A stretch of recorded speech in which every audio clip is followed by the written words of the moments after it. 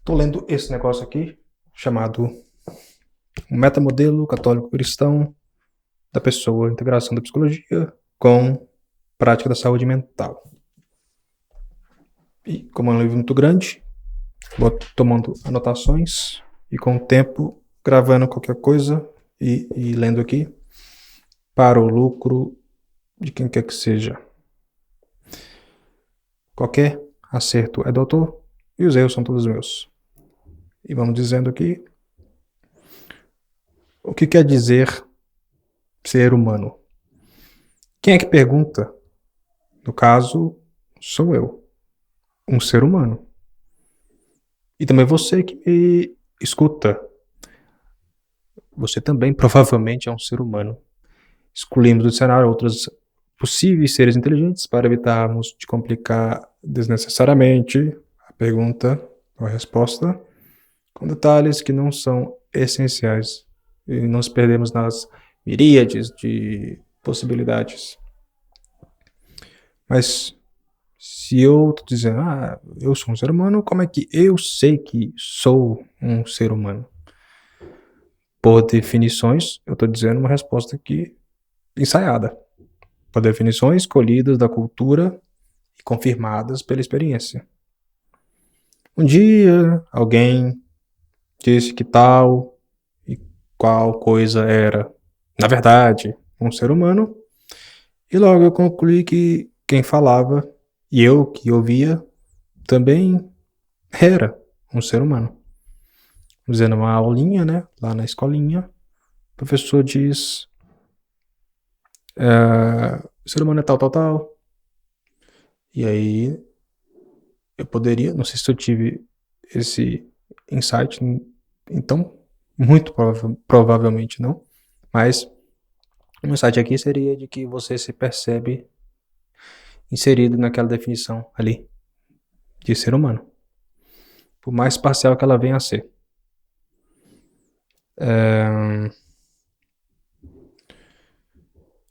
Mas até aqui tínhamos apenas um nome para uma coisa. Ninguém ficou surpreso, como se disséssemos que um jumento fosse um ser humano, ou que uma estrela fosse alguém bem branquinho, brilhando lá na abóbada celeste. Se alguém falasse que uma estrela é um ser humano, que o jumento é um ser humano, badum, a gente logo ia ficar assim, que estranho, né? Não é assim que eu percebo. Mas talvez o peso da autoridade do professor, né, fizesse você duvidar da sua experiência, mas em todo caso, a minha resposta inicial era definições escolhidas da cultura e confirmadas pela experiência. Assim que eu sei que eu sou um ser humano.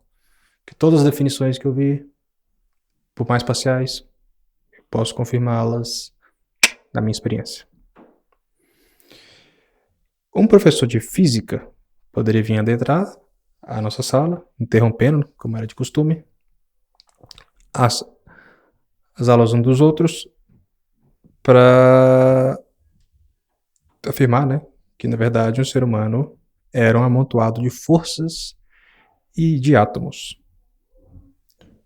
Daí viria o professor de química, por sua vez, né, vendo que estava tendo alguma coisa ali muito especial naquela sala, a dizer que na verdade éramos todos um conjunto amontoado de elementos. Já o biólogo diria que seríamos um amontoado de células, e o matemático diria que na verdade somos combinações de princípios matemáticos, formas multiplicadas ali de maneira quase que invisível, mas que necessariamente, que matematicamente demonstrável, que somos na verdade fórmulas matemáticas. Por fim, poderia vir o psicólogo dizer que éramos psique. O que isso queira dizer? Embora, né, todo mundo concordasse com todas as definições ali. A gente é mesmo. Forças, átomos, elementos químicos, células, princípios matemáticos, e temos com certeza, psique, porque a gente está vivo. Mas cada um só oferecia a parcialidade do assunto que era o seu assunto profissional. Então, o que quer dizer ser humano? A gente tem então já desde cara um problema de perspectivas, onde a gente consegue ver que quem perguntou e o que eu vi somos ambos seres humanos. Mas aí começa o jogo de espelhos, de comparações, de aspectos que pessoas, né, no caso um físico, um químico, um matemático, entre milhares de outros cientistas e estudiosos e pessoas com qualquer capacidade de opinar, de simplesmente opinar, vem apontar um aspecto do que possa ser um ser humano. E todas essas são definições que aguardam a confirmação da nossa experiência. Não tem outro modo de a gente saber se aquilo é daquela forma, se não for pela confirmação da nossa própria experiência. E o problema de perspectiva, então, fica sendo que todos esses espelhos se multiplicam e eles se multiplicam especialmente dentro da gente, igual quando você vai no barbeiro, ele mostra aqui atrás e você vê aquele infinito fazendo uma curva. Ali é a questão da pergunta se multiplicando até você não conseguir mais ver o fim. E aí você se perdeu. Solução? Passo para trás, retrocesso, reinicia a pergunta, simplifica na vaia. Puf. Não há ganho em se perguntar certas coisas em abstrações muito fortes. Isto é, que recortam o objeto demasiadamente arredor de onde ele está ou deforma a perspectiva original da pergunta. O professor de física, sim, a gente tem que desconfirmar aquilo que ele nos trouxe, que somos sim forças e átomos, mas não só e não propriamente, não essencialmente.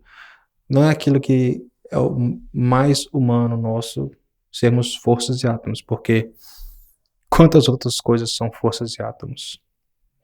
Praticamente tudo. Então não é aquele negócio do geneticista que diz que uma mosquinha compartilha 95% de código genético com um ser humano. Então, isso é o menos importante do que é propriamente humano. O mais importante do humano é esses tais 5% aí. A gente tem que estudar bastante, hein? Vamos nesses 5% aí. O químico a gente vai dizer a mesma coisa. Elementos sim, mas quantas coisas também são elementos? Então não é propriamente nosso. Então vamos manter no conjunto ali como algo a se guardar, como parte da nossa composição, mas não o mais importante, não aquilo que é o essencialmente e especialmente e unicamente humano. Para o biólogo, para o psicólogo, para todas as outras pessoas que vêm parcialmente para apresentar qualquer coisa que não seja tão e solamente humano, segura, guarda, mas vamos à procura daquilo que é o mais importante. E o que seria?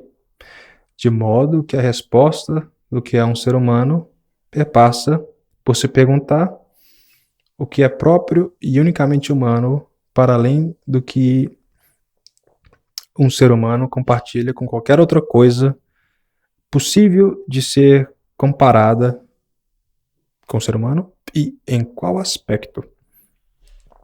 Comparar o rabo do gato com o rabo do ser humano, mas o ser humano não tem rabo.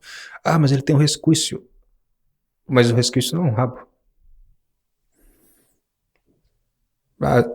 Tem que comparar o que é comparável. Eu vou comparar a mão do ser humano com a mão do macaco. É comparável. Mas a mão do ser humano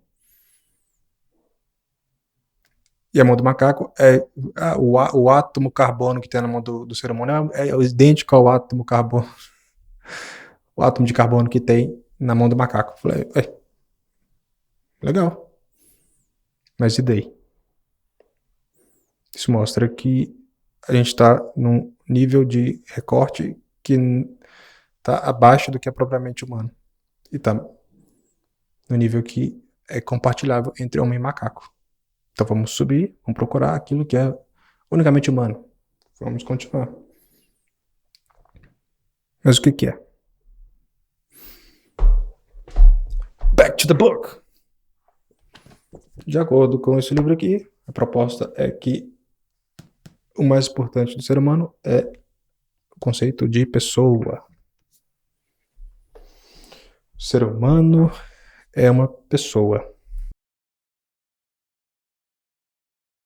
Então, estaríamos a dizer que caso existisse esse profissional possível chamado de pessoalogista, o especialista do estudo de pessoas, seria ele que finalmente nos diria o que é um ser humano?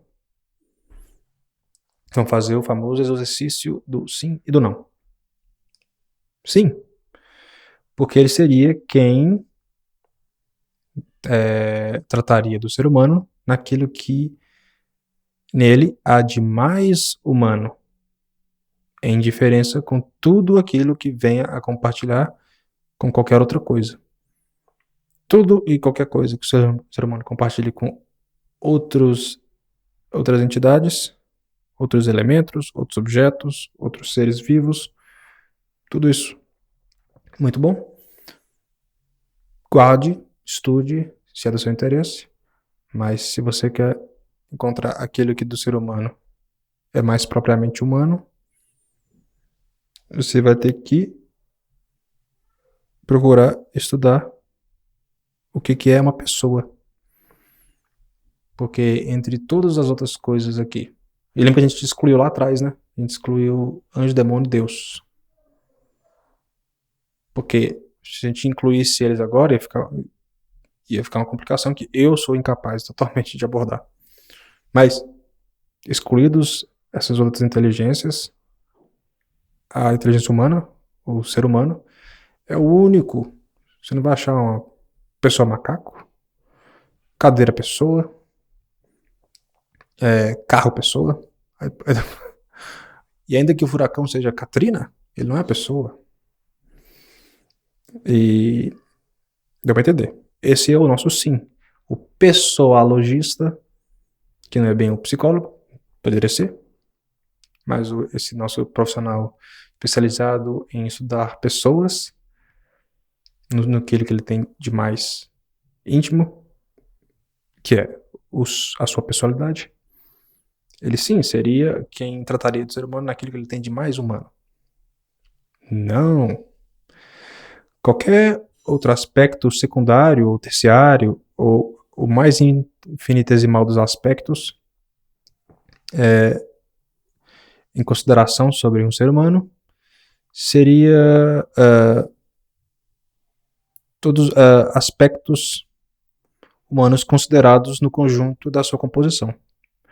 Você vai, eu quero encontrar uma pessoa que tenha a personalidade em exclusão de todas aquelas outras partes, átomos, células, elementos químicos, princípio matemático, sociedade, cultura. Não, eu quero só uma pessoa, um ente puro. Você não vai encontrar. De maneira que ou o pessoalogista, na sua própria ciência, ela está em aberto para aspecto parcial, todos os aspectos parciais, ou ele também seria incapaz de de dizer de fato o que é um ser humano. Ele diria só do ser humano em abstrato, enquanto pessoa, enquanto definição conceitual de pessoa. E isso não ajuda em nada. Lembra? Integração da psicologia com a prática da saúde mental. Por quê?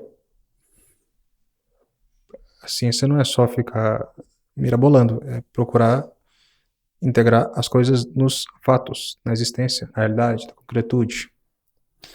De modo que um pessoalogista seria o mais apropriado para dizer o que é de mais essencialmente humano no ser humano, sem prejuízo de exclusão de tudo aquilo que forçosamente acompanha este centro imóvel da definição do que é ser humano, que é uma pessoa. O centro imóvel é a pessoa. Todo aquele redor de possibilidades e aspectos, alguns mais importantes que outros, todos esses giram em torno do sol definitivo e imutável da personalidade.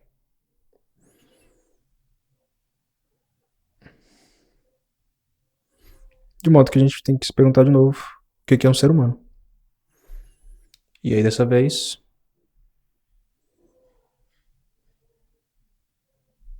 você que reflita.